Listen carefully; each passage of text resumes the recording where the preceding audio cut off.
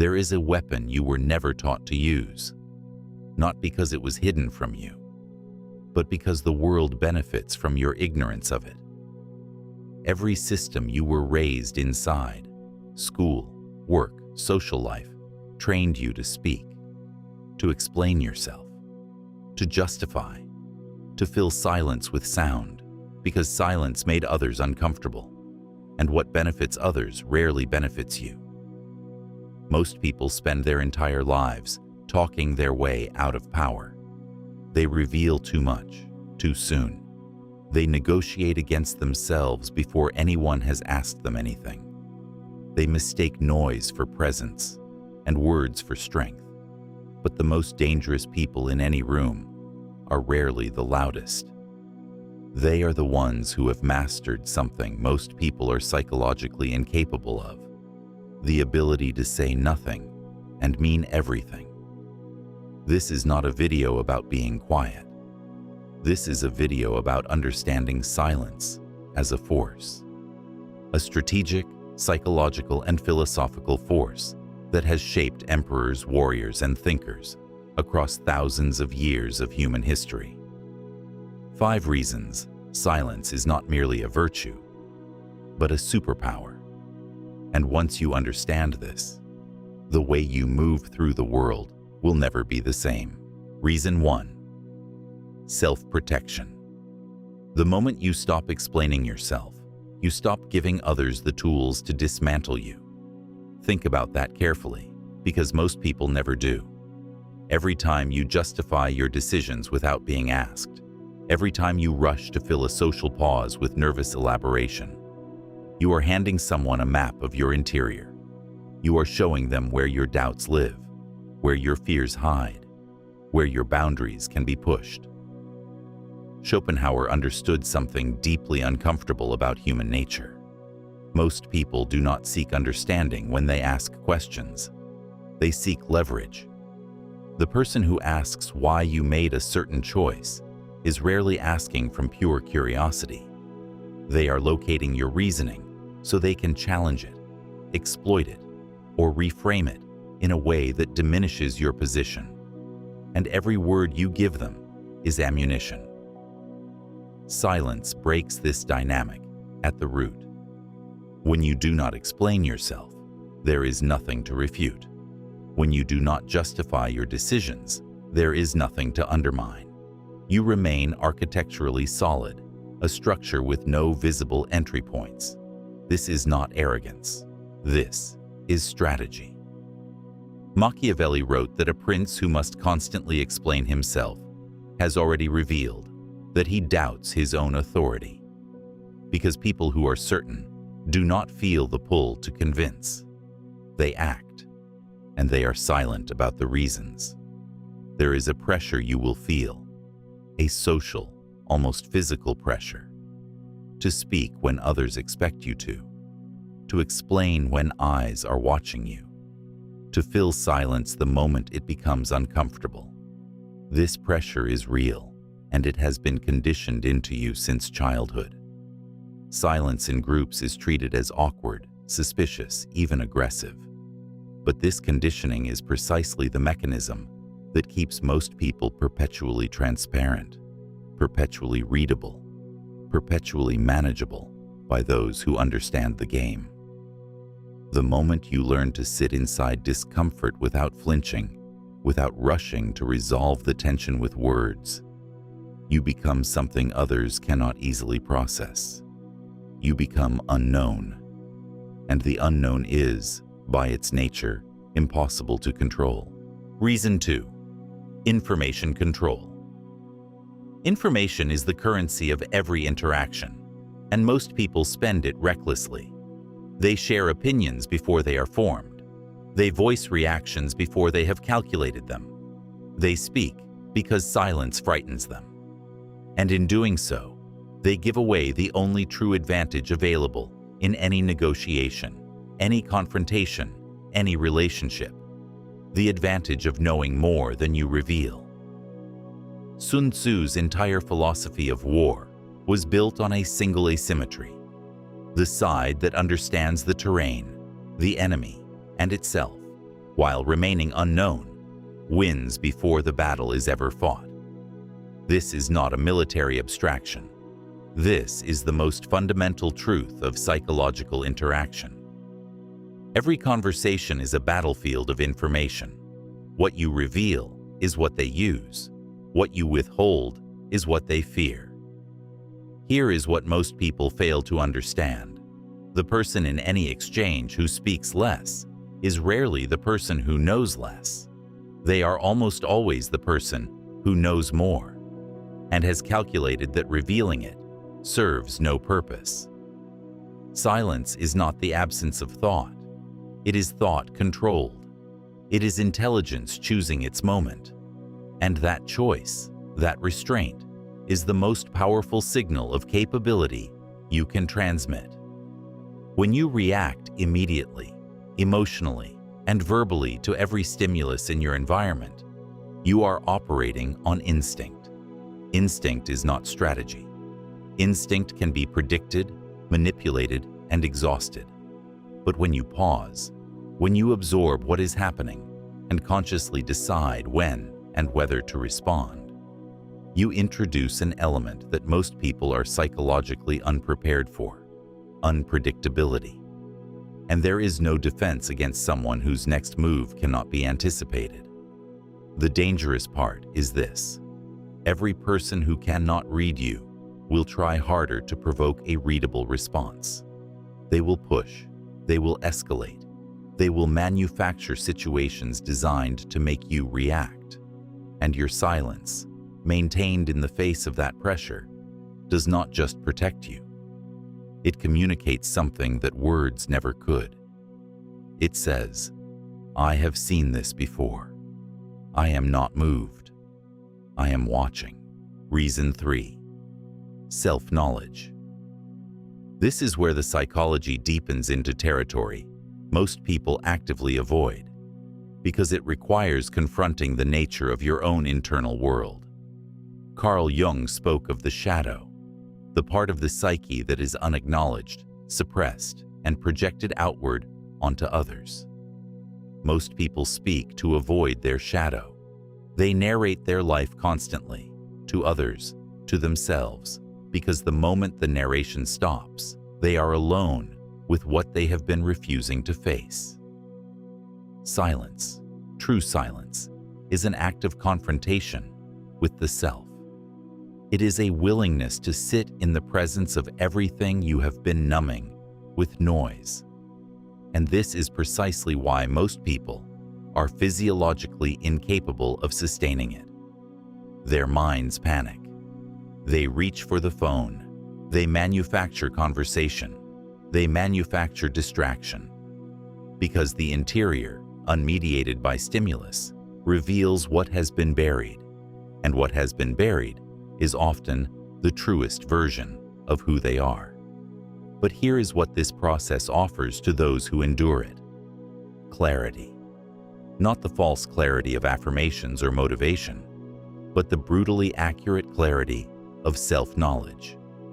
When you strip away the noise, external and internal, you begin to perceive your own patterns with a coldness that transforms your behavior. You see where your reactions are conditioned rather than chosen.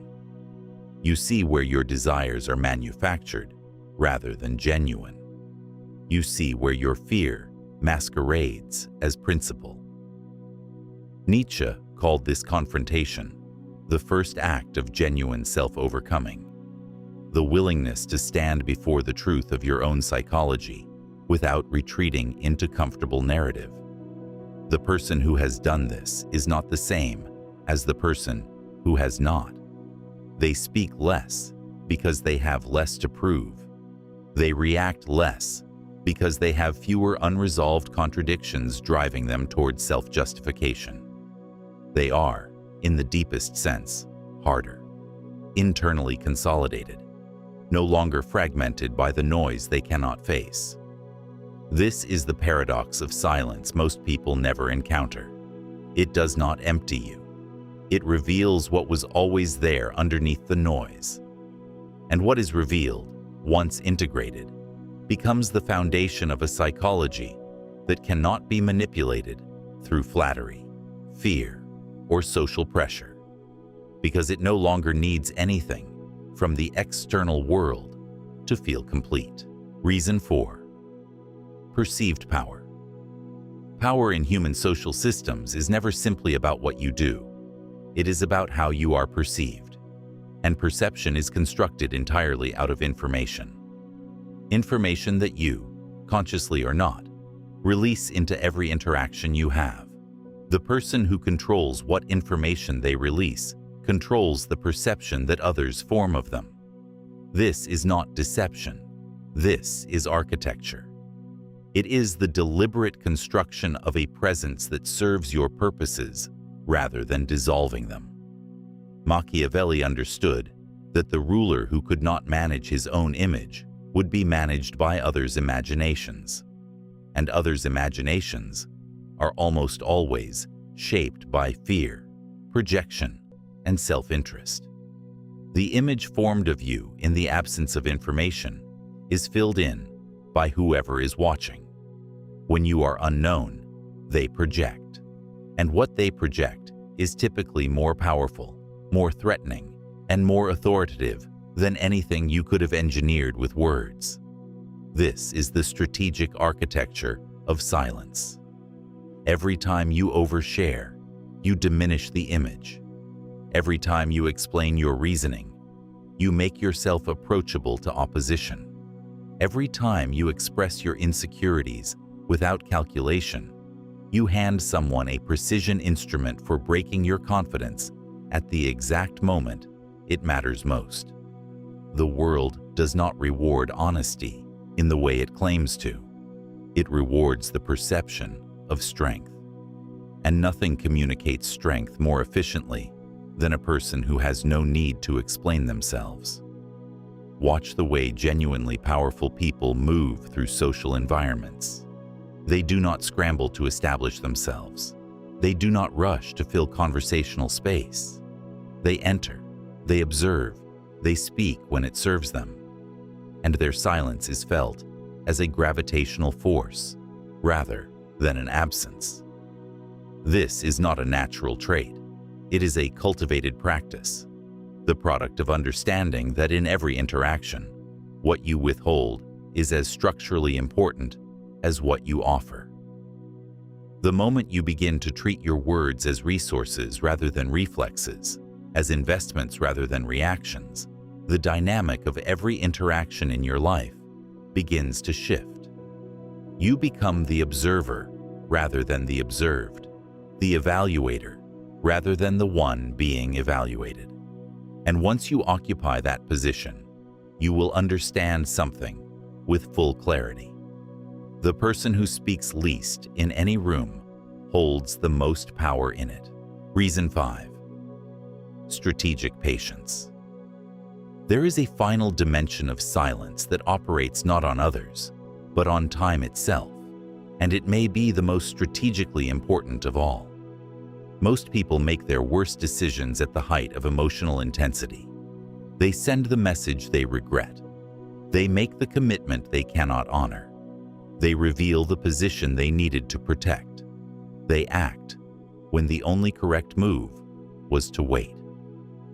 Marcus Aurelius returned to a single discipline in his private journals again and again: the gap between stimulus and response.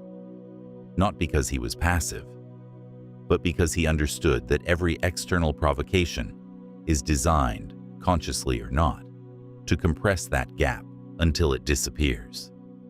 The person who provokes you wants you to react before you have thought. The negotiation that pressures you for an immediate answer wants your decision before you have calculated the full cost. Every situation in which you are expected to respond instantly is a situation engineered to extract a response that serves someone other than you. Silence is the practice of expanding that gap until it is entirely under your control. It is the refusal to be rushed.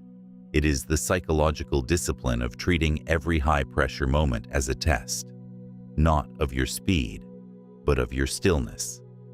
And what you discover, when you begin to move through the world this way, is that most of the things that felt urgent were only ever urgent to the people who needed you to act before you thought.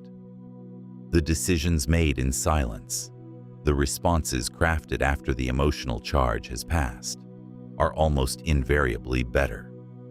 They are cooler, more accurate, less contaminated by the ego's need to perform certainty it does not possess. They are decisions made by a mind that has stepped back from the heat of the moment and observed it from an elevation where patterns become visible that cannot be seen from inside the reaction. And here is what this discipline produces over time: a reputation that cannot be manufactured any other way. The person who is known for deliberateness, for never being rattled, never being rushed, never showing the underside of their thinking in real time, becomes someone that others approach with a quality of respect that has nothing to do with their title, their status, or their social performance. It has everything to do with the simple, observable fact that they are not controlled by their environment. They control themselves. And self-mastery, in a world of reactive, transparent, easily manipulated people, is the rarest and most formidable power that exists. 5 reasons, but they are not really separate reasons. They are 5 dimensions of the same truth, a truth that the most effective thinkers in human history arrived at independently, across cultures and centuries. Silence is not withdrawal. It is not weakness. It is not passivity. It is the highest form of strategic self-possession available to a human being. The world will continue to reward the noise. It will continue to mistake loudness for intelligence and visibility for power. And that misunderstanding is your advantage, because while everyone else is spending their psychological currency on performance, you are accumulating it. You are watching. You are calculating. You are building an interior architecture so consolidated, so deliberately constructed, that when you do choose to speak, when you do choose to act, it carries a weight that no amount of noise could generate. Most people will never learn this. They will spend their lives explaining themselves to people who were never listening. They will justify decisions to those who were never truly asking. They will fill silence with sound, because the silence, and everything it reveals, frightens them more than any external threat ever could. You are not most people, and the silence you carry from this moment forward is not an absence. It is an edge.